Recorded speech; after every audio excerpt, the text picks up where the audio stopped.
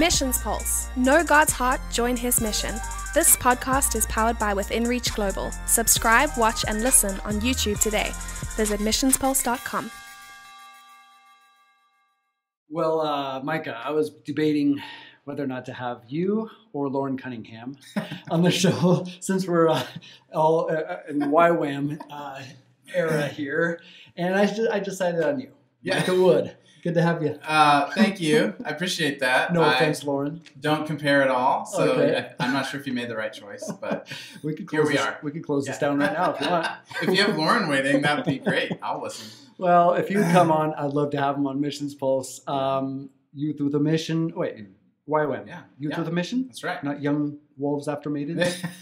There's a number of acronyms. I know Youth Without Any Money. That one seems so... Yeah. Young Women After Men. Yeah, I like Young Wolves After Maidens. Yeah. Cool ring Yeah, to a it. little bit more. Because we're going to be getting into that. Yeah, we might be. We're going to be talking about guys coming on the mission field or the lack thereof. Yeah, we can talk about that. We're going to see where this conversation takes us. But yeah, good to have you on the show here. Thanks so much. Yeah, it's good. Been talking about it for a little while. So. Yeah, we have. And we're right next door. We're here in Chiang Mai, Thailand. See each other all the time. Tell me a little bit about yourself. I mean, you've been in Thailand quite some time now. Yeah, last month we just celebrated our Thai-versary. Thai-versary. Cool. So July 2003 we moved to Thailand. So we're just celebrating 16 years actually. Our sweet 16 awesome. in Thailand. Yeah. Sweet 16. I've been in That's Youth with a Mission for 18, 19, since 2000. So. Yeah. Wow. You're dating yourself a little bit with those Yeah, numbers. a little bit. But you're still young at heart, and it seems like God is doing... I mean, I'm looking forward to hearing a little bit more about that journey. We were talking a little bit about what has been your focus. I mean, you originally came to Thailand married or single? Single. Oh, yeah? The very first time, single, actually. So, I went with the DTS, the Discipleship School. Mm-hmm. Came out on the 2-month, short-term outreach. And so came to Thailand and loved it. Didn't necessarily think, oh, yeah, I'm coming back here. But did, in the end, end up coming back here. But then when we moved here, in 2003, we were married. So okay. A little bit of a gap there between coming as a single and then coming back to live. Yeah. Yeah, so my wife had a similar call, and we connected and then came over about a year after we got married. Very cool. Very cool. Why is it? What triggered in you? You're a young man, single, right? Come to the mission field. Short-term missions always transforms and impacts your life in some way. If it's just an exposure trip, kind of acts as a catalyst, give you a new mindset, a worldview of the world. Not everybody sticks around and stays. Not that everyone should. Right. But I think we all have a part to play in God's great mandate. What triggered in you to, I don't know, be involved long-term in missions? That's a good question. And sometimes, it's hard to put your finger on any one thing, I did have one of those catalyst trips when I was 18 or 19 in Mexico City, garbage dumps, run by the mafioso, and we're just, serving children and people can't see, optometrist games, this whole collaborative thing of people. I'm there quite young. What can I do? But God just really expand my vision for the world and His people and the kingdom, because I hadn't been out of the U.S. before, so it was a very key experience. But that was the beginning. I think as I look back at my life, my childhood, I could see sovereign things that God did, throughout my life, but I didn't pick up on it, as clearly as that event. It's funny. I had a lot of people around me in my church. My church was very focused on missions. One of the most I've ever seen to this day, actually. Awesome. Love to hear that. And they really put their money where their mouth was. They put the training in. They didn't just try to do the training themselves, but they sent us to where it was. And so they had this partnership with YWAM. And so anybody who was like, oh, I don't know, maybe missions, are like, all right, go this partnership and try, get some training and try to refine it. And so what church is that, by the way? Well, it's called River of Life. Okay, in Kansas City. Kansas City. Yeah, it's not doesn't keep going. Unfortunately, it didn't keep going. It doesn't exist anymore. Okay. But, some of the leaders of that carry on with some other churches, and it's but yeah, to this time I've not come across a church that's quite as engaged with it and serious about it as that one, and so we're really blessed to be kind of in that part of that fellowship. And so I was really championed there as a young person to follow the Lord with all my heart and strength and mind, and for me, the Lord's drawn me to missions, and I could say that after high school, I was really trying to figure out what I was going to do with my life, like everybody, and the pressure was on.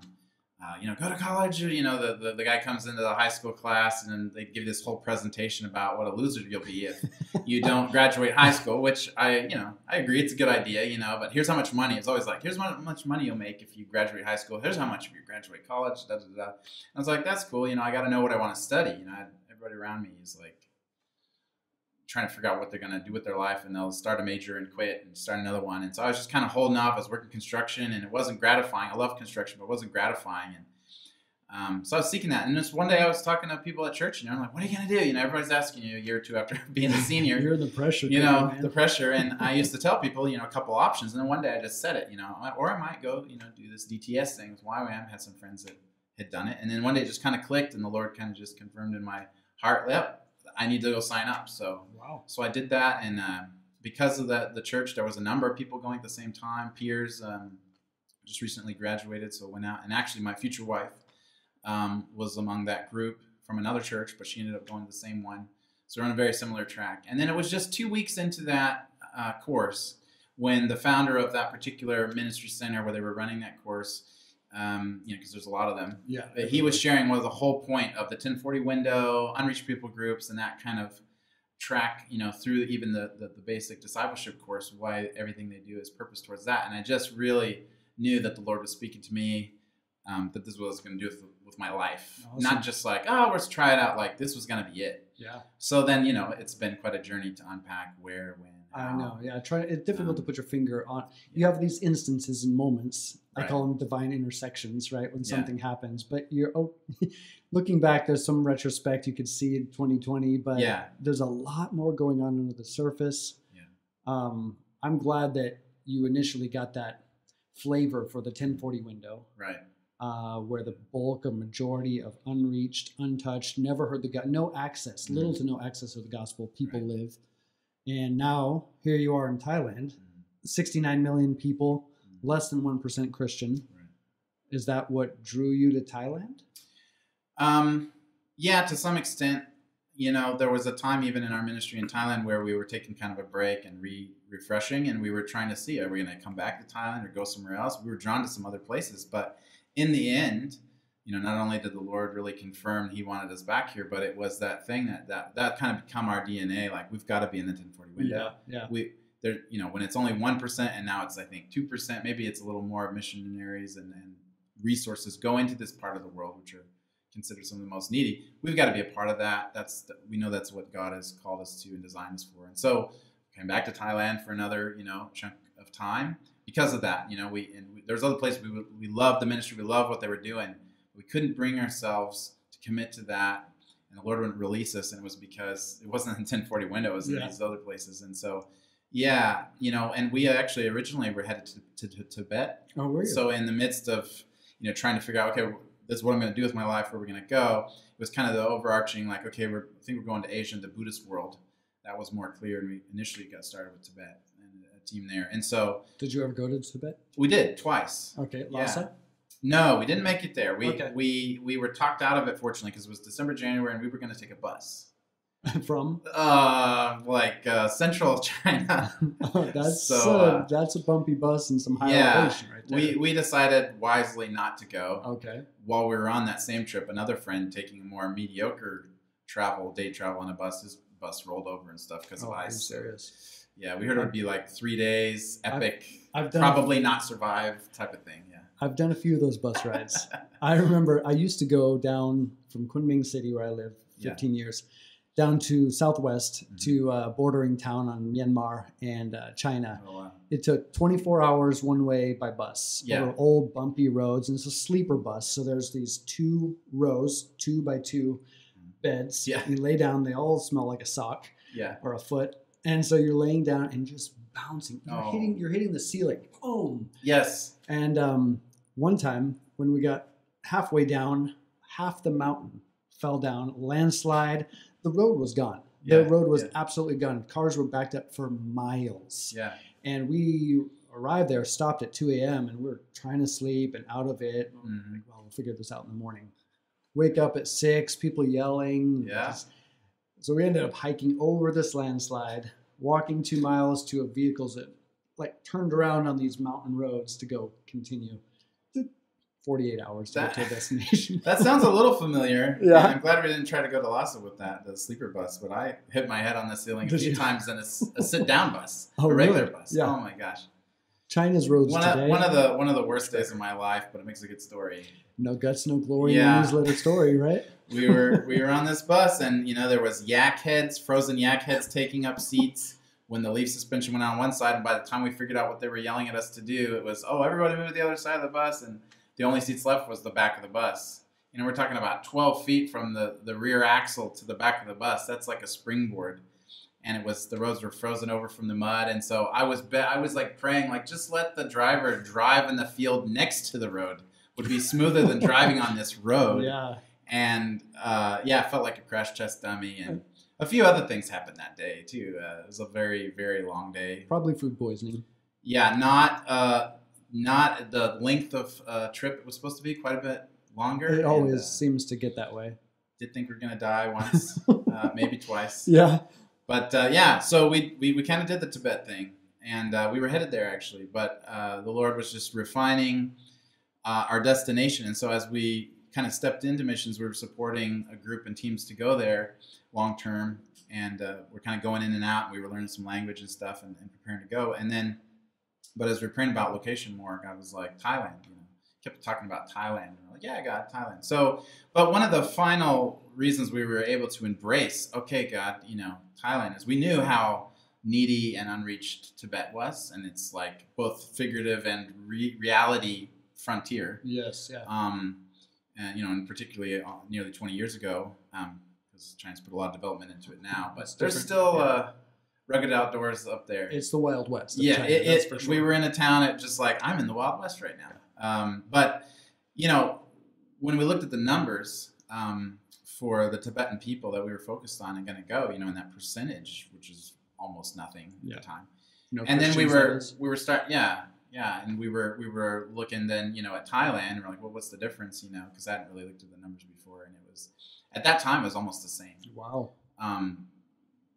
Very low numbers, and things have changed a little bit now, but not dramatically.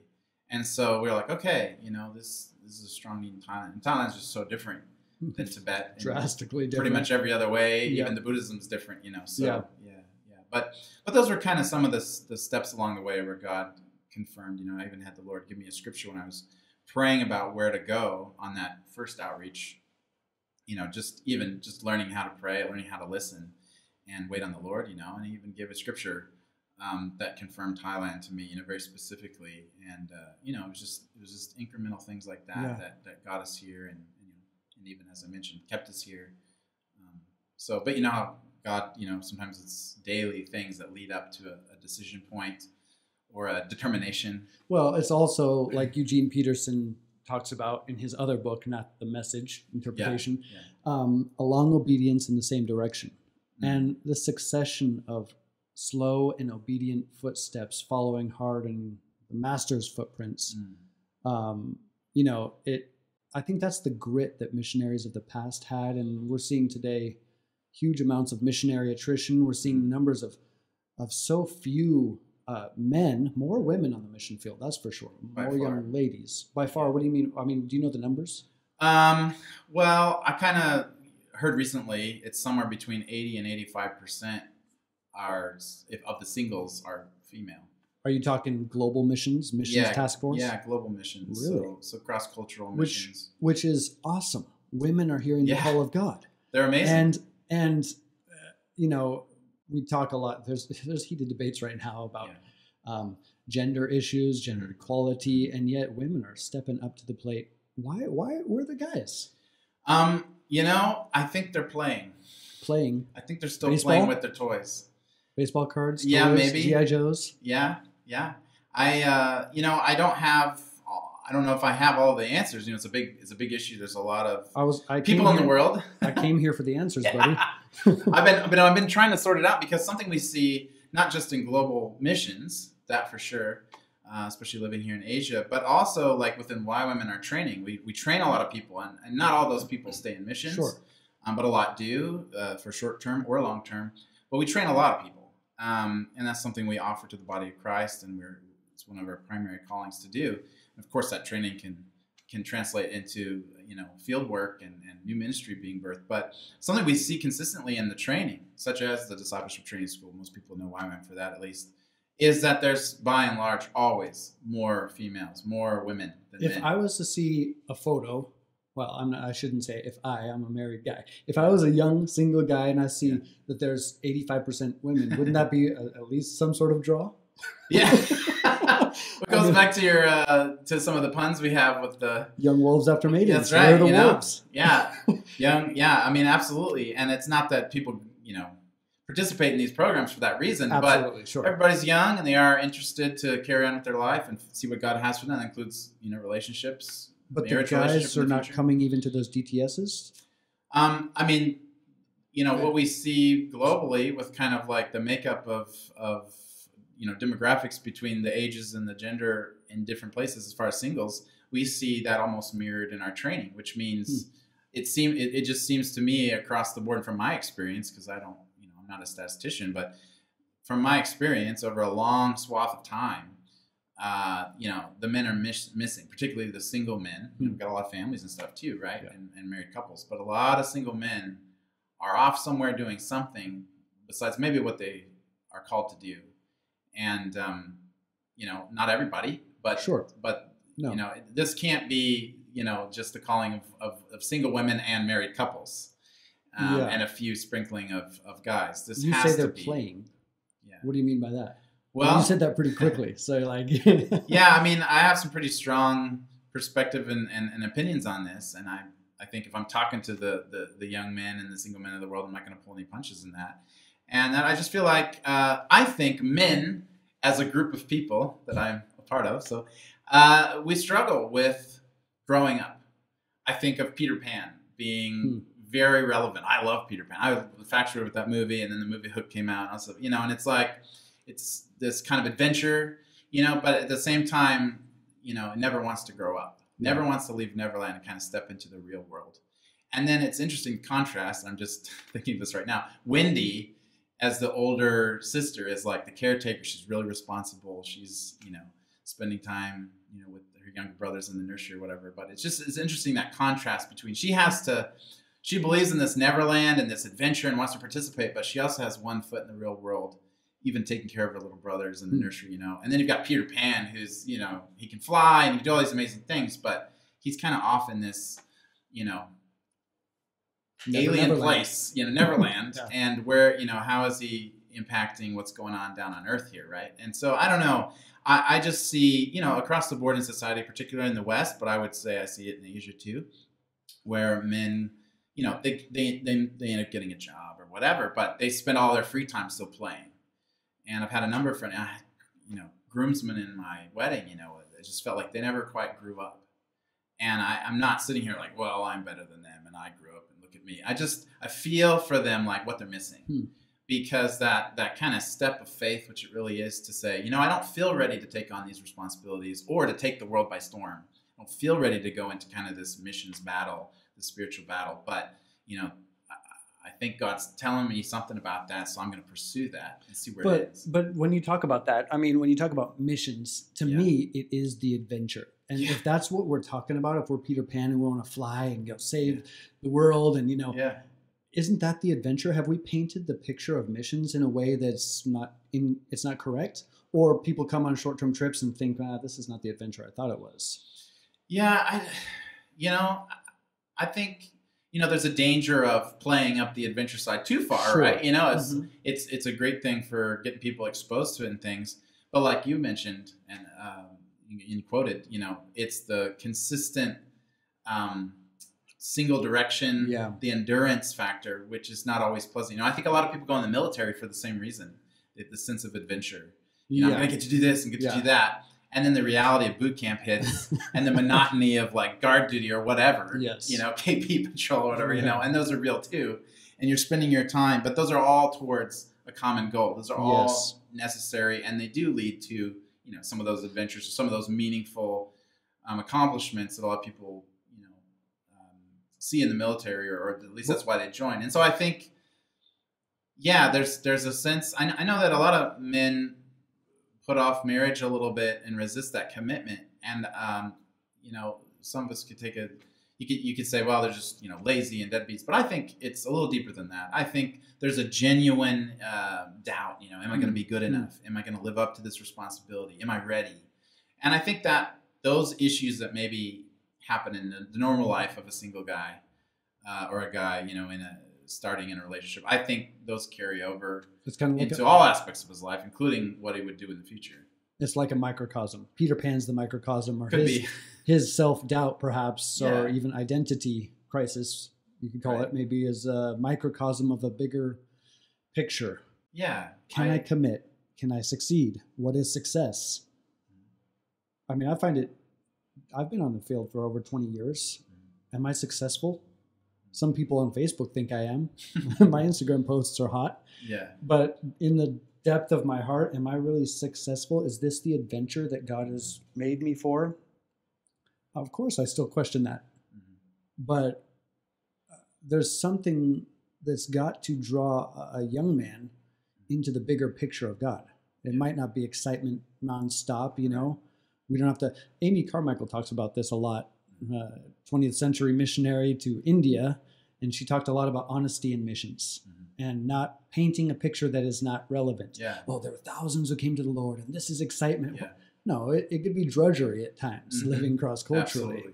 But it is a small part of the big picture that God is doing. Yeah. I mean, I think, for me, it kind of boils down to, what's the point of the gospel and life with God? He's all about the kingdom. He's talking about the kingdom, expansion of kingdom, taking territory. And we're talking about both physical and spiritual territory.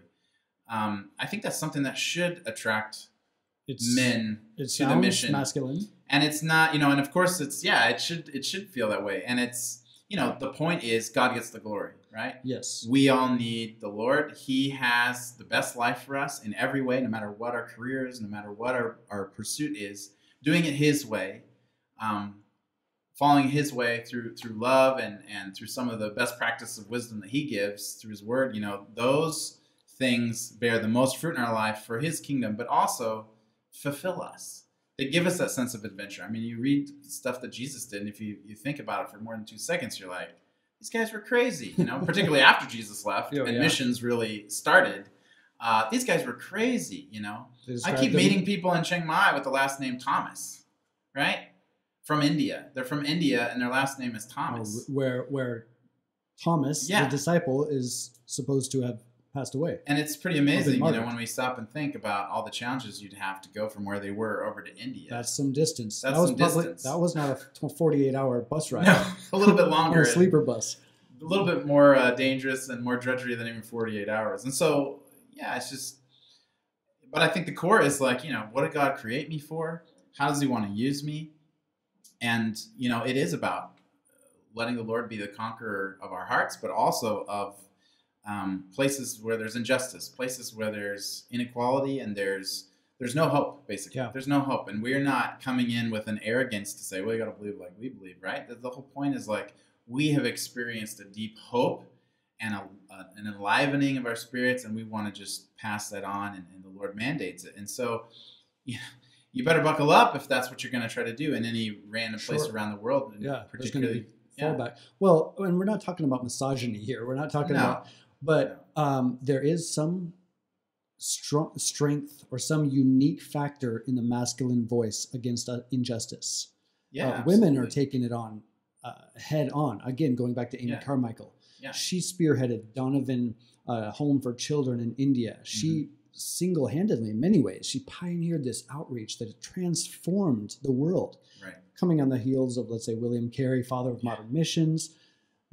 And so her voice was tremendous. Her writing, her books. She wrote 33 books in her life before she died. Wow. And she was bedridden for 10 years before she died. But there is some strength in the masculine voice standing against injustice. Yeah. It's not misogyny. It's not sexism, right? But it's a righteous deviance from normative lifestyle, the status quo lifestyle. Yeah. I mean, I covet guys to be those voices. I covet young men to come and become those those warriors? I mean, honestly, right? We all know we need both. We need men and women. Absolutely. Across the board. We need everybody we can get. We need families. We need young, single, married people.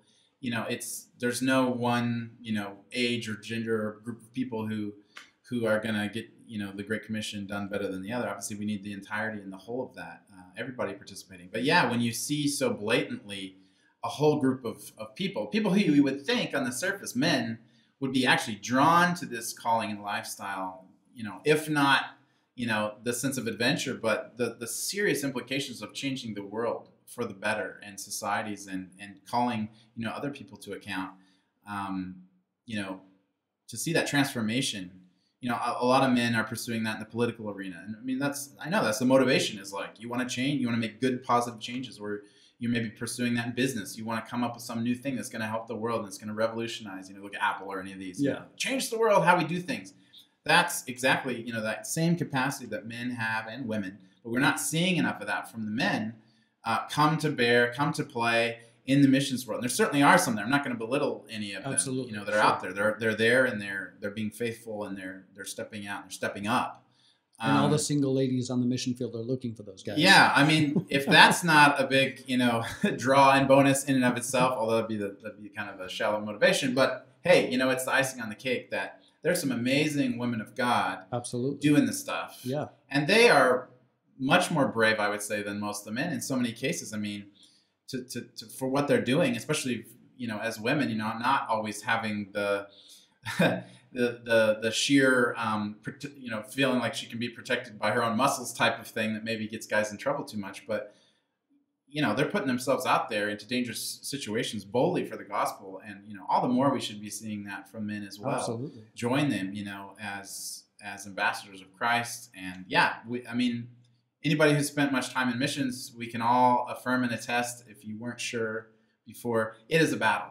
Oh yeah. Every day is a battle, and some days you feel like you're experiencing victory and you're taking ground with the Lord, and on other days you're like, what am I doing here? Like, I feel like I'm retreating, or I need to retreat, or this was a tough day. I'm not going to give up, but man, this was a battle today, just to see this breakthrough, or just to keep plugging away towards this goal, towards this vision God gave. And so we need more warriors to join the battle. And there's this one band that I listen to a lot, and they're older, and I don't listen to them as much anymore. But when I plug them in, I kind of get re-inspired again, because they have this kind of warrior mentality. That's POD, payable on debt. Oh yeah, I used to listen to them. And they just, whenever I listen to some of their lyrics, it's just a lot about that warrior God, and about us being warriors, with tribal warriors, even they say. But for God, in this tribe, as God's children. And I think that sense of not pride and arrogance, I think the key is it is a humble courage. You gotta be humble and willing to learn, but courageous to step out and do something. Yeah. And so stop playing, and as we know, life's pleasures and pursuing some of the things that everybody so easily pursues don't fulfill you. And they're fleeting. They're fleeting. They don't last. Mm-hmm. And even the people who have all those things are saying, I'm empty. I don't know what my life is about. You're created for a purpose. Yeah. And I want to see that too. Our ministry within Reach Global has been serving among unreached people groups for a long time, and we've seen wonderful women of God come through. And without them, the ministry would not be thrust forth and pushed out into places that the gospel has not gone before. There is no doubt about that. Totally reminds me of Gladys Aylward, missionary to China, 1920, 1930, I can't remember. But she was there through the communist takeover in 1949, rescued these children walking over mountains as communists were coming in. But she, towards the end of her life, said, God, I don't think God ever called me to be the missionary. I think he was meant to call a man. He was a man somewhere, and maybe he didn't hear the call of God, or maybe he just wasn't interested. So God looked down and said, Gladys, you'll do. Yeah. She said this about herself. To me, she's a hero of the faith, a missionary legend in many ways. But men, the call is out there. I read some stuff from her too recently, and talking about her being single and would she want to be married and stuff. And it came up, she said, Gladys Aylward said, I've prayed, and I believe God is a God of prayer, that he would, that he answers prayer, and that, that God would send a man from, back home to China, join me here, we'll do this together. And, she said, I believe prayer is true and works. I believe he has called a man. I just don't believe he ever left. I don't believe he ever stepped up. Let that not be said about today's generation. Yeah, absolutely. Whether millennial, whether next, Z, yeah, Homelander, whatever we call next generation so far. You know what I love? When I was writing The Mind of a Missionary, my recent book, I was making these parallels between past historical generations and going back to what sociologists call the missionary generation. They're not missionaries, but it is the missionary generation before, the great generation, and then, but 1860 to 1884, the missionary generation. Their values, characteristics are so represented and mirrored by millennials today. I was amazed to see all these different people writing that the missionary generation is returning in today's millennials and younger with very similar attributes to these people who were the missionary generation. And from the missionary generation were actual evangelical missionaries. I mean, Hudson Taylor, C.T. Studd, Amy Carmichael, all are like heroes of the missions world, were from the missionary generation. And sociologists, can you help me with that word? I don't know. Sociologists? There you go. There you go. Call them. Yeah. And so they're there. These attributes of wanting to change the world, of wanting to rid the world of injustice. You have trafficking and sex slavery, and man, there's an adventure to be called too. Right. But you were mentioning a while ago as well about a balance too. I mean, what does that look like for you when you're talking about there's a balance in calling people to the mission field? Yeah. I mean, talking about the previous generation for a second, I think I think you're right. I think there's so many parallels and similarities. There's good reason to champion and expect this generation and the next generation to do and accomplish amazing things for the Lord. I think some of the differences between those generations and this is more what's been available to them. And I would say for better and for worse, I don't know that ease of transport and technology is always the best tool at hand, because some of these guys, back in the day, they had to endure 2 and 3 and 4 month voyages just to get to where they wanted to be or more. You have to write a letter and wait for it however long to get there, and hopefully make it up the river on the jungle or whatever, distance it has to go through the embassies, and then get the reply, And not only that, I've always wondered how they actually got their money. Yeah. Right? Yeah, I think checks are sent around the world. How were those cashed? How were they sent? I wasn't there, so I don't really know. But I know that they had a network and they made it happen. Some of them were pretty radical. But all that to say, they also had, I feel, a very firm foundation on the Word of God, which is something that I think a lot of people in these last couple generations, and even myself, have struggled with, feeling like I really am just immersed in the Word of God enough to where I feel like I'm in tune with what He's doing, and I'm confident to work in the ways of God and not just my own ways, because that just gets me into trouble. But tempering what I bring to the table as, someone God gifted and created, along with His ultimate plan. And I think sometimes the convenience factor of the Western world, things being so quick to happen, I think the social media, all the strengths of communication it brings, the weaknesses of just the instantaneous connection you can have.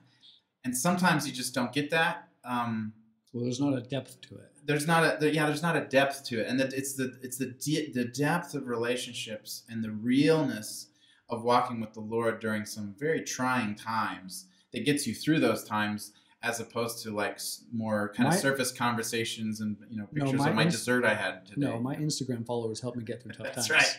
Well, no, absolutely. And I'm not saying that. I'm just saying like it really is the depth of relationship with God and God's people that's going to carry you through any adversity, any challenge, like in missions. And I think also like being able to hop on a plane, just go back and forth. That's amazing. Thank God for that. At the same time, it makes it easy for you to kind of like run back to your comfort zone. Yeah. Another reason for missionary attrition. Yeah, it's not always the best. Yeah, it's not always for the best. And I think it's unfortunate. We experienced this just moving to Thailand in the beginning. We had a 1-year visa, and we couldn't renew in country to renew out. So it meant right at 1 year, we've got to leave Thailand and go back to our home country actually and apply for a new visa. Well, in missions, that first year is tough. It's the hump. You got to get over the hump. You got to get to the top of that mountain, and then things start looking a little better on the other side of 1 to 2 years. If you leave right at that 1 year and things aren't going well, you're feeling it. You know, the honeymoon is done. A lot of people decide to not get that visa and come back, or you know, it's a challenge. And so there's these kind of things, you know, where it's like, well, you know, the ease of some of these things, I think, what I'm trying to say is a difference between what you were forced to do and what you have available you know, these days. And so, but I think the real fundamental thing was the Word of God. And I think a lot of us and a lot of young people, you know, this newest generation really need to just fight for understanding how powerful the Word of God is. It just seems like this book. It just seems like this you know, old school thing. And yet it really does have power. It really does transform and revolutionize your life and the world. It can. But I think it's so simple right now. It's just kind of put, you know, over to the side. It's so fundamental, though. And I think there's a big difference between those guys. Yeah, they had this they weren't firm on Facebook. foundation. There weren't all these other... Not so many distractions, maybe. No. You flip on the candle, not even with your lighter. You know, I don't need to rub 2 sticks together, turn on your candle. And there ain't much to do, but maybe read the Word or spend some time in prayer. But I mean, you know, getting back to what you mentioned, I was just going to kind of reference that generation and this generation, maybe a couple of differences, particularly the Word. But I think back to what you're saying of some of the things that we've observed is kind of that balance, though, that comes. So seeing so much potential in this generation, always. And the sense for justice that they have, the willingness to get involved, not just like, oh, yeah, I'll pray for you. You know, like actually they want to get involved. They want to be very engaged in it. You're talking about millennials. Yeah, millennials. Yeah. They want to be actively involved. They want to be a part of it right away. Sure. We do see the kind of attention span being shorter, and then it's on to the next thing and on to the next thing. I don't see as many people that are like, this is my issue, and I'm going to see this through until it's alleviated. It's kind of my issue for the month or a few months, you know, and we do this big thing, and then, oh, this cool thing, you know, look at this online, you know, we're going to get involved with that. And so that can have a lot of traction and a lot of negative implications. Make a big difference. As well. What's that? And some negative implications as well. Some negative implications. I guess when I think of balance, you know, I think of so Youth with a Mission is most often known for young people. Obviously, it's in our name. Yeah. But also short-term missions. So with the training, then comes the short-term opportunity, and that's still the majority of what happens. And a lot of people only know YWAM for the short-term side, and part of that is because they've maybe received the teams with their ministry, and that team is just there for a short time, you know. But there is a whole nother long-term side to YWAM for sure. And, in fact, you were telling me how many YWAMers are here in Chiang Mai, Thailand. Well, in Chiang Mai, there's over 100. Okay. Yeah, definitely over 100. And, you know, globally, we've kind of lost track. But it's somewhere around 20,000. 20,000. And that's full-time staff. Yeah. Because YWAM is very autonomous. Yeah. So they've had probably a YWAM history. We don't like have a headquarters that tallies all the numbers. We do our best, but you know, because we leave room for innovation in missions and starting new ministries and the freedom to pursue what God's calling you to do, particularly as a young person. So those short-term trips, we don't always get the numbers back right away, what they're doing, right? So they're out there doing it, and then we find out later, you know, like, oh, cool, you know, and there's more people than you thought. But with the short-term side, such a powerful thing, and I really want to emphasize how important short-term missions is, whether it's your church group going or, you know, a Sunday school group saying, all right, we're going to do a trip, or a college group going on spring break, or whether it's something like a training with one of the mission organizations that you go. They're so important. Now, how they're applied is key, because you can go and you're basically a tourist, or you can go and you're doing jobs that maybe the local people would be just as happy to do. Yeah. And maybe actually make some money. Yeah, and maybe make some money if you could help with that. But there are times when you just need to kind of be there with them, give them some hope, and be in the trenches with them, so to speak, in you know, community development or whatever it is. There's definitely a place for that. So all that to say, you know, just short-term missions in and of itself isn't, you know, enough, it's got a bad rap and applied. How it's applied. Sure, it's in its application. I recently shared a video about Kenita Benson, someone I recently had on the show, talking about the power of short-term mission trips. And someone commented on it and said, I am so happy this was positive, because they hear constant negativity about short-term mission trips. And those are out there. Yeah, they exist. But are you talking about a mission trip? I mean, that's a very intentional, a focused team with a leader who may have connections in country, or are we talking about an exposure trip? What do short-term mission trips actually do? Well, I think it often encompasses all of those. Okay. And, it just depends on the age of the people too. Obviously if you're taking quite young people, it's their first time for everything. Sure. So just, eating a different kind of food for the day is like, climbing Everest for them. So I was 15 when I first went to Russia. Yeah, I was 15 when I first went to Russia. Yeah. And I've never been out of America. Yeah. Suddenly I'm doing these dramas in the streets of Sochi, and afterwards getting to talk to, through a translator, the people who watch the drama. And I remember we have a certain sense of space. We have a comfortable American space between us right here. By far, yes. I could be a little closer to you right now, but we have that sense of space. And I remember these guys, Vladimir and someone, I can't remember who. Of course, Vladimir, he's always there. And but they get closer and closer and closer. I kept backing up. Yeah. They're just having a normal conversation. I smelled slightly of vodka. And I backed up against this brick wall. It was exposure trip for sure. I was out of my comfort zone. But those were transformative moments that showed me a bigger picture of what the world is like, and people are like, and culture and nuances. And you survived. Yeah. I'm still alive to tell the story. And you could buy it on Amazon. Yeah. Space Between Memories. There you go. Shameless plug. I think the balance comes in, for me, and that's kind of my point, that short-term missions are most effective when, the leaders or whoever's facilitating it have connected it with a very established long-term effort. Yes, I like that. With people on the ground who know essentially what they're doing, particularly engaging with the local leadership or local people who really know their community and their language. And there's an ongoing kind of long-term focus and work. And, the short-term team's not going to get all of what all the nuances and all the challenges and all the angles are for making that work. But they're going to hopefully know what their part and what their role is. And, but that can be, trained in them or not, in preparing for the trip, regardless of what kind it is. And I think even an exposure trip can contribute a lot to those long-term works, depending on what the ministry is, depending on what the needs are. But whenever we have the opportunity to host a team, for example, or take a team, which we don't do super often, but it does happen even now, our primary thought is, okay, cool. This might be exposure for them, or this might be just an ongoing relationship.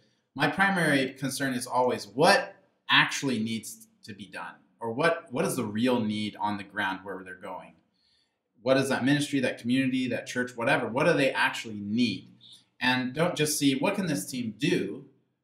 I'm less concerned about that. I don't mind them being stretched, particularly if it's an exposure trip or something. I'd like them to be stretched quite a bit, actually. Yes. They're going to be 10 days or 2 months, whatever. They paid for it. They'll live. You're going to get your money's worth. They're going to live, and so, but I want them to know they're being a part of something actually that's meaningful and is going to last.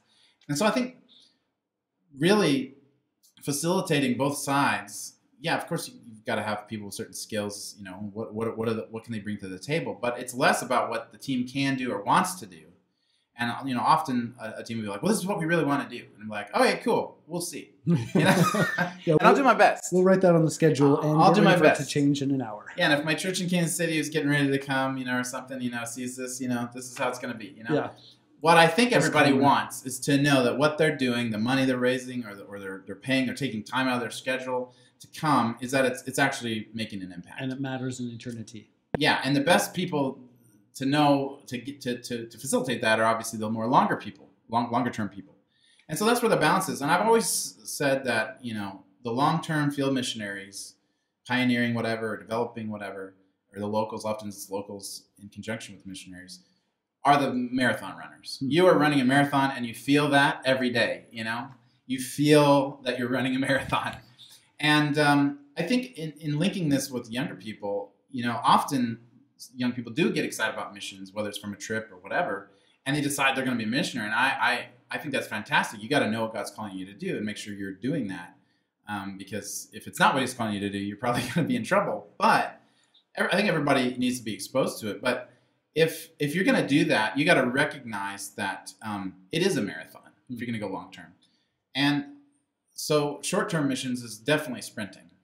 It is a sprint. You come, you wear yourself out, you give it all, you eat the food, you participate, you're full on every day, you know, in helping and serving, and you go back home tired, but then you got to go to work, you know. But I mean, that's part of the experience and jet lag.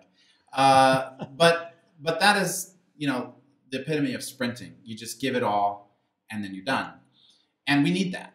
You know, I think sometimes as long-term missionaries on the field, we do get bogged down. We have to carry a lot, and we have to carry it far. Yes. You know, with the Lord, and we need that burst of energy. And I'm sad for when certain ministries or works don't get that often enough.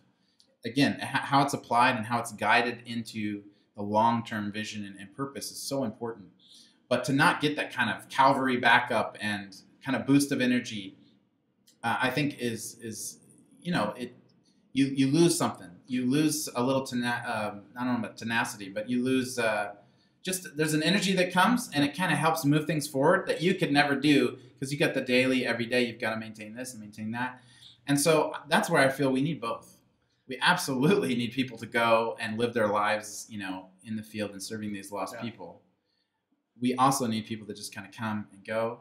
And when they do come and go, I remember every single time we host short-term teams here, I kind of see my surroundings for the first time in a long time. Yeah, I can it's barely, true. It's true. I can barely see Asia. I can barely see the 580 Buddhist temples around me. Yeah. It's just so normal. Monks in saffron robes, Right. elephants. It's I don't even see those things anymore. Right. When you have a team and they're like, oh, wow. Yeah. And it's like, wow, it revitalizes this passion and this underlying motivation of why you came. Right. Compassion for the lost, Right. Jesus talks about in Matthew 9. The glory of God permeating every aspect of society. But you kind of see your surroundings. That's right. And short-term teams help you realize those things again. Yeah, they It's make easy all to- kinds of comments, and you're like, oh yeah. Oh, yeah, I forgot about that. I noticed that 20 years ago.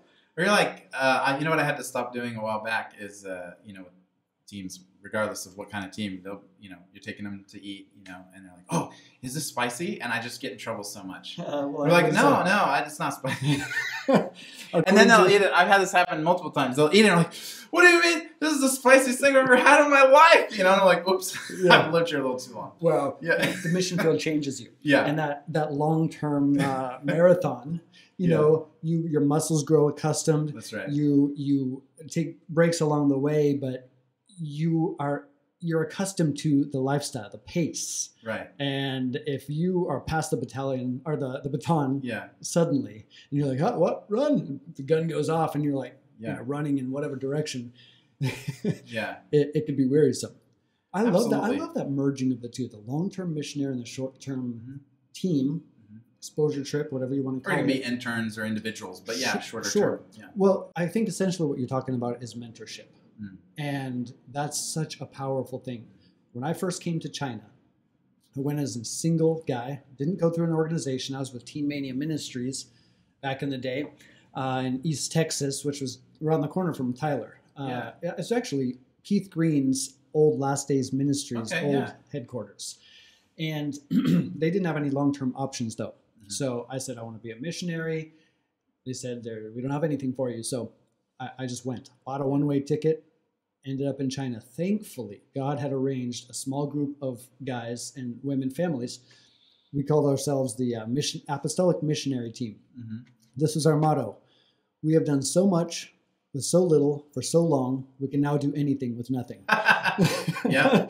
And that was the kind of group of men specifically who mentored me. And should I have not had the Glenn, the Chuck, the Todd, the others, who knows? I would have been gone quickly. Yeah. They sewed into they were the marathon runners. Right. Passed me the baton. And when I got worn out on the side, I was like, water. Yeah, you know, that reminds me, you know, we were part of this church when we were still just kind of getting our initial couple of years of training with YWAM and getting ready to move to Asia, but hadn't moved yet. We were, you know, serving also with the local church while we were there in Colorado. And, you know, they had quite a bit of a heart for missions, and they were doing a lot of different ways. It was a bigger church, and they also were doing a lot with YWAM. And they did it for a while, and they were really happy to have people from their church kind of go through some training with some different mission organizations and then send out that way and have that partnership between sort of the kind of professional missionaries, the professional organizations, and then, what the church was passionate about doing, but the church didn't specialize in that, I guess, kind of specialists. And so as long as they were kind of relying on the specialty training in conjunction with their heart and vision, their people seemed to do pretty well being sent out and on the field and everything. It was complicated, but it worked. Yeah. But after a while, they kind of thought, hey, we're kind of big and stuff. I think we can do this. Essentially, let's train our own people in-house. Let's send them out in-house, and let's just do this. We think we can do it. We have a passion to do this. And so they got together, some young people, fired up. They thought they had a calling to missions and everything. And so they started to get them ready as best they could and everything. And they sent them out. I believe they went to Nepal. And they were there, just a few of them, just 2 or 3 people, and I'm not even sure exactly what all they were doing. But in Nepal, very quickly, unfortunately, one of the young men, maybe this is how we have less of them sometimes, he passed away in a motorcycle accident or something there. Yeah, it was really terrible and tragic. The whole church was like very sad and grieved by this. It was fairly soon after they got in country too. Okay. So, and they were just devastated. And but then the call went out like, let's go replace these guys. The team kind of came off because of the trauma of that. And they're like, let's go replace them. Let's go back. We're gonna go finish what they started. So they were all fired up. Get ready, go back again. And they didn't last a year. Within a year, there was about a half dozen people. They all left as well. They didn't make it much longer. Even with this kind of strong call, from their brother that had passed away to go take over and to go carry it on. And again, coming back to this concept of balance, there was that like zeal. Yeah. And there was that kind of goal and a fire. But what we saw, and nothing against this church at all, but what we saw is when they kind of started to say, you know what, we're pretty big, we think we can train everybody ourselves, and they kind of stopped having as close of a partnership. They didn't remove the partnership, but as close of a partnership with YWAM and others that kind of specialized in training missionaries. Yes, yeah. We kind of quickly saw in this particular instance that the team that they sent didn't last. And then the second one, didn't last either. I don't know how the first one would have fared without the trauma, but it was still tough. And we just recognized a lot of their expectations weren't in the realm of what missions reality was. They went with whatever expectations. Maybe some of it was the glory and the adventure. I don't know. But without, kind of that balance of like preparation and also some kind of mentoring, some experience on the ground and before, some of that youthful zeal didn't carry forward very far. And they intended to be marathon runners. They intended to plan to work there, to be there for the long term, to send more and more people. And it seemed like it kind of broke down on the training side, but also, linked with anybody who had experience to say, you know what, some of the stuff you're going to face is normal, or especially in the case of a traumatic accident, how do we, does that change our mission? Probably not.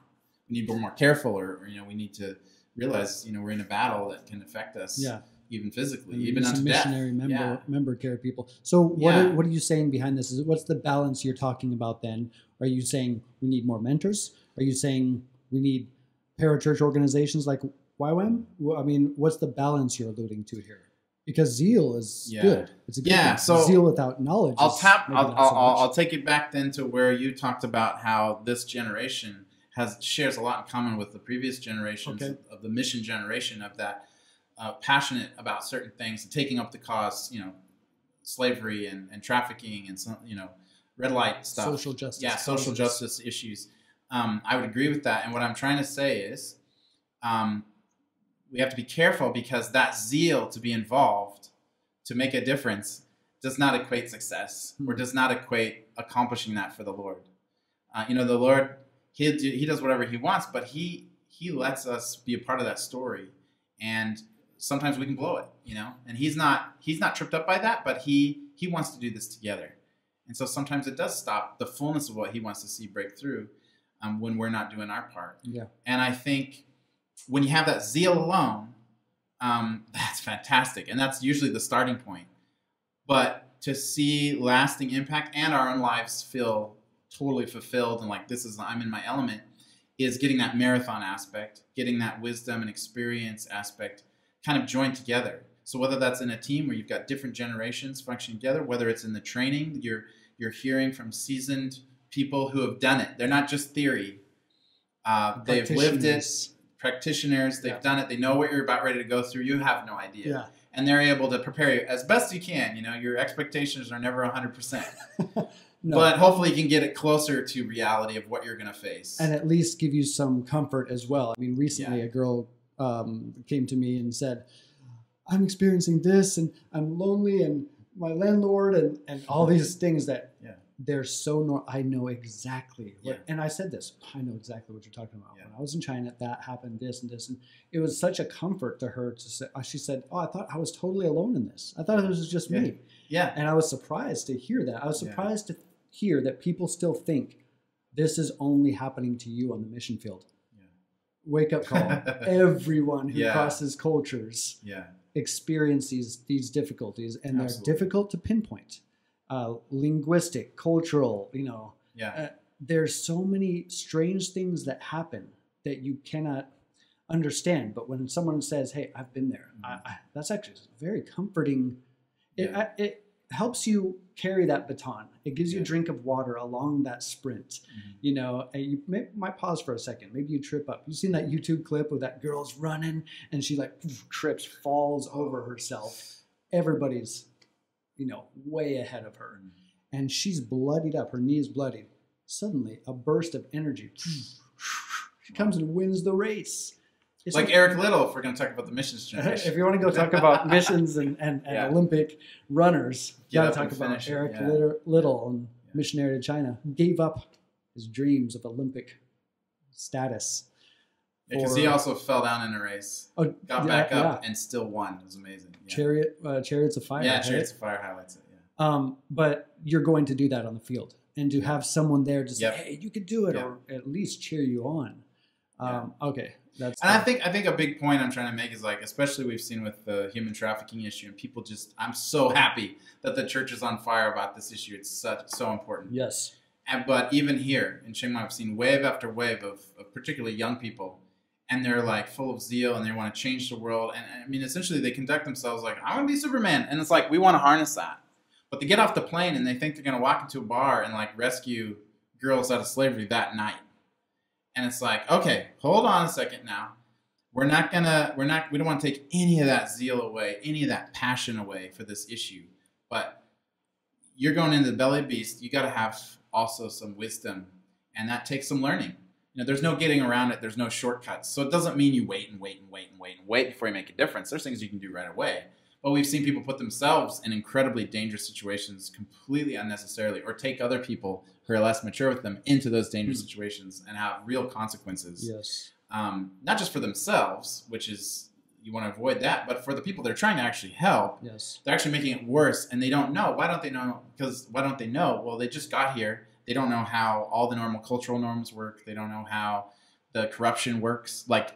Practically speaking, how does it work? What is corruption? What is not? Yes. What's normal? What's culture? Who is behind that boy selling the flowers? Yeah, I mean, and it's easy to jump to conclusions too and think everything's trafficking, and some of it is and some of it's not. And and this is a challenge. I'll be really honest. It's not just have balance. We'll just, just zeal with wisdom. Come on. The only way to accomplish that is just be on your face before the Lord and both asking people who have done it or who have been there, say, what can you tell me? Just being a learner. I think as missionaries, we're just perpetual students. We should in be. every sense of the word. We should be. Well, I think you're alluding to that microwave mentality too, where everything is instantaneous and can be attained and accomplished and won and succeed within moments. And that is not, sometimes it takes a long haul. Right. That grit, missionary grit, that grinding it out through the thick and thin, through the trenches. God is not slow to respond as some people think he is, but instead he is willing that none should perish, but all should come to repentance. Yeah. I've always thought those were two disjointed verses. I've always felt like it was, first we're talking about God's tardiness, in our opinion, on a certain cause. Yeah. And then suddenly he's wanting everyone to get saved. Yeah. It's this juxtaposition I've always wrestled with. God, the world, the waiting masses. You talk about the 1040 window and unreached no Bibles, no churches, no Christians, no Christian broadcasts. Unreached people. People are waiting at the other end of our obedience, I like to say, because it rings well and people retweet it. But so I'm wanting to see this people changed, transformed. And yet God is sitting in heaven, laughing at the schemes of the nations, unperturbed, doesn't have anxiety. Yeah. I want to get on his schedule, on his timetable. I'm often feeling like I'm disconnected from that. That's right. That timeline. Of course, he's outside the dimensions of space and time. That's not helpful for me. I am living within that dimension. But if we could see that this is a long-term effort of Jesus. It is finished on the cross, and yet he's still calling us to join him on mission, stand on his feet, follow in his footsteps. Yeah, I mean, I think Jonah probably thought God was a little slow when he was in the belly of that fish. You know, why did it need to be 3 days? You know, but God knows just the right times and how to call his people. And I think, the zeal has to be harnessed within ourselves too. We can't ever lose that. But you know, the scripture talks about zeal with wisdom, and I think that's what we're talking about. It's how do we harness the zeal that so many people have, whether it's a short-term kind of in and out thing, whether it's, you know, where's the passion in the men of the world for this cause?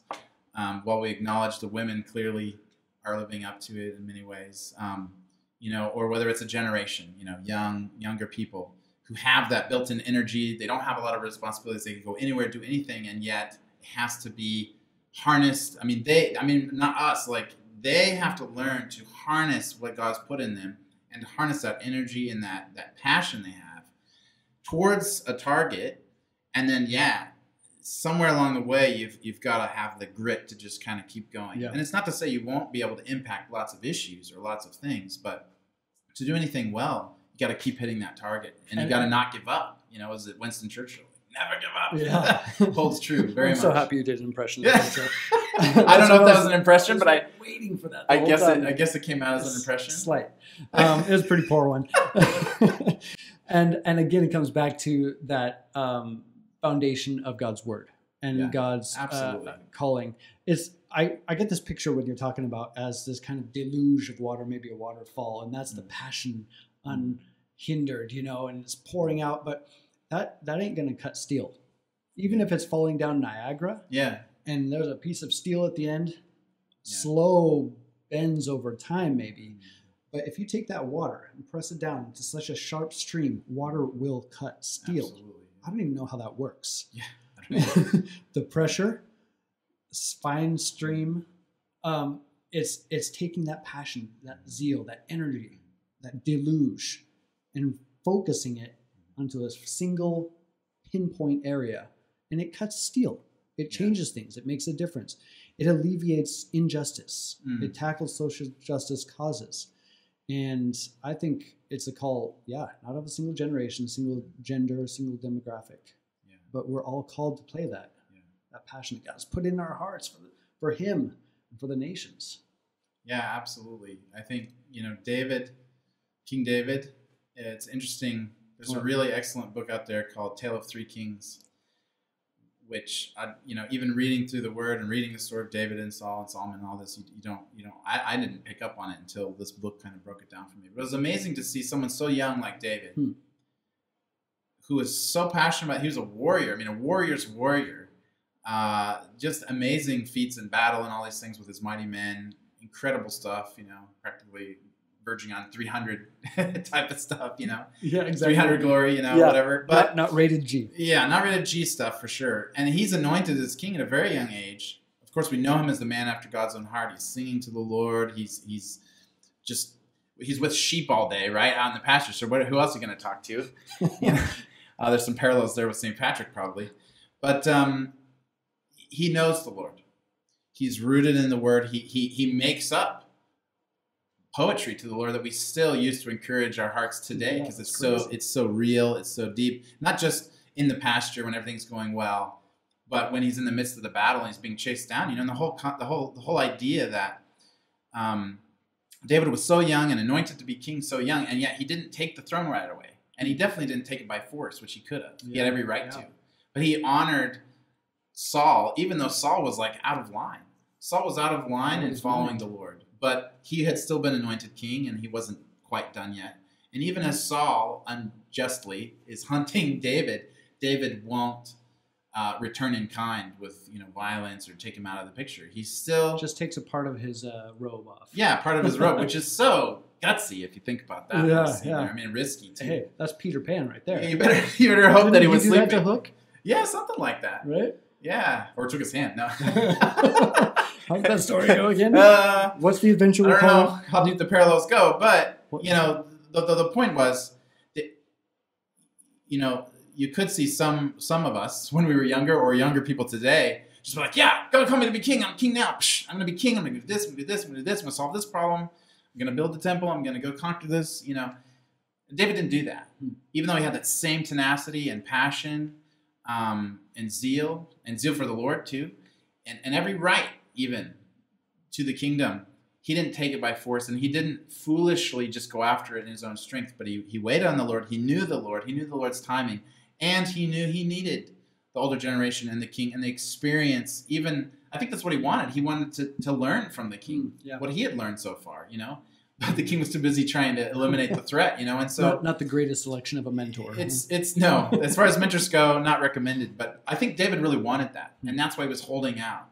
Not only because he wasn't going to take up the sword against God's king, even though God's king was acting in disobedience, but he wanted a mentor. He wanted to learn. He wanted to be a part, and he wasn't going to just rise up and take it. And I think that you can see, not only the intimacy that David had with the Lord, and also the warrior that he was, but that humility to say, I'm going to wait for the Lord. I'm going to do things his way, and I need others around me to do it. He had his mighty men and others. He had counselors. He had the prophet that sometimes was like, good job, and sometimes was like, you really blew it, buddy. The honest guy. The honest guy, yeah, really the honest guy. And that's something I think this generation is great at too, is being honest, blatantly honest. But what I take issue with is if that just dips over into cynicism and criticism only, and you're armchair saying how the world should do it, and you haven't gone out there to try it yourself or do it yourself along with others doing it, you really don't have a leg to stand on other than just saying, oh, this is wrong, this is injustice. You got your soapbox. Yeah. But God wants to give you something more than a soapbox. Right. He wants true transformation. Yeah. What is the one thing then that you would say, I don't know how you encapsulate this whole conversation into one phrase. I don't either. But we need to be learners. We need humility. We need to surround ourselves with mentors or people who have gone in the trenches before us. We need to take that passion and set it on the foundation of God's word and harness it so it cuts, steel. What else? What's your encouragement to young people? Maybe they're watching right now. They're like you. They went on that trip, or maybe they're heading out, going on a trip, but then next steps, they're trying to find out, are you going to go after the American dream, as elusive and silly as that really is, or are you going to go after something else? What is their call to be involved in the big K kingdom, not the small K kingdoms of the world? Oh yeah, that's a good question and thought. I think if I was to try to encapsulate this, I think, as I said, maybe mentioned before, that humble courage or courageous humility, either way, it works both ways. Okay, all right, yeah. I see Braveheart in either of those. Yeah. That courageous humility to understand, okay, I want to go out and take the risk. I want to pursue this. I feel passionate about this. But even though I haven't been around the block too many times, I also know I need help. I need to learn. I need to really get the right weapons or be equipped for that task. Yeah. And I would say, don't just do all your training before you go. Some of the older models is like you got to do all these years of training before you're even allowed, to then start learning language. I don't think those models are the end all be all. I think you need to do a level of training and equipping and mentoring before you go, as you go, while you're there. And a lot of what you learn is going to become real once you are doing it. And you there's no substitute for that. And so I think just being willing to step out with that that passion or that courage or that thing you feel strongly about. But understanding that God's ways are ways of humility and wisdom, and humility is so strong, especially in the face of adversity, in the face of what the world values of, kind of that ultimate like macho pride. That stuff falls flat on its face, quickly. We David and Goliath would be a great, example. There's a lot of pride. Literally falling on your face. Literally, yeah. But I think there's a boldness that needs to come too. There has to be such a boldness to just step out and say, I think this is what God's calling me to, and I'm gonna try, but I'm also gonna realize I need to equip myself as I go too, not just before I go, but as I go. And it's gonna be, you're gonna get there wherever and doing whatever, and you're gonna realize, wow, I really need to know more about this thing. How do I do that? And I think there's lots of options to be able to step away and say, okay, I'm going to get equipped with that now that I know what I needed, and then come back to it. But yeah, there's such a wisdom that the Lord has in these things, and blending generations together, blending cultures together. In YWAM and most of the missions world, there's just so many nationalities involved. It's not just the West, by any means. So international, and you realize each of these cultures, each of these nations, kind of generally have a very big strength, and they help cover our weaknesses. And together in team and in this missions life, that's where we can accomplish the most, is in cross generations, across nationalities, being very international, and learning from each other as we go. And so I just see a balance in how God operates, the short term, the long term, males, females. It's just so critical to be willing to get on a plane and go and have that zeal to change a huge issue in the world and to be a part of that change. And then to also, once you get there, you're like, all right, now this is serious, who's already doing it? Who can I ask to go with me? Yeah. Who can I ask who's gone there before? And I might do it in a whole new way. I might be doing some things for the first time, but there's certainly others that the Lord has around that I can draw from, and either not reinvent the wheel, which is kind of a waste of resources, or fall flat on my face and be out the door all too soon. Yeah. Courageous humility. I like it. Yeah. I think that's something that, should it permeate the missions task force around the world would be transformed. Yeah. Us emulating the meekness of our master. Meekness, not weakness. Absolutely not. Meekness, pulsating veins of a horse waiting, prepared for battle, but knowing that it's not yet the time. That's and great. Then when he says, go, boom, that meekness is showing us strength. That's right. Yeah. Yeah, I think you've said it several times, that kind of grit, and I like the word grit. Yeah. I've seen it in the missionaries of the past. I read a lot of old missionary books and journals, and I see that. I see grit and the stick-to-itiveness, willing to stick it out for the long haul. Yeah. They pack their bags in coffins. What do you expect? Are you Samsonite? One-way ticket. Yeah, exactly. But yeah, I really appreciate you sharing all these things. I pray it's going to be an inspiration and blessing to many who are watching and listening.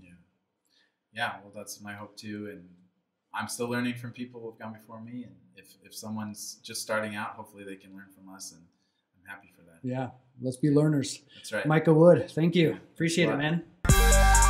Missions Pulse. Know God's heart, join His mission. This podcast is powered by Within Reach Global. Subscribe, watch, and listen on YouTube today. Visit missionspulse.com. Thank you so much for watching. If you enjoyed that video, leave a comment below. Tell me what you thought. Also, you might want to check out this video here, and honestly, that one's not bad either. Make sure you subscribe to Missions Pulse by clicking the subscribe button right here, and also click that little bell button so you get notified every single time we post a new video.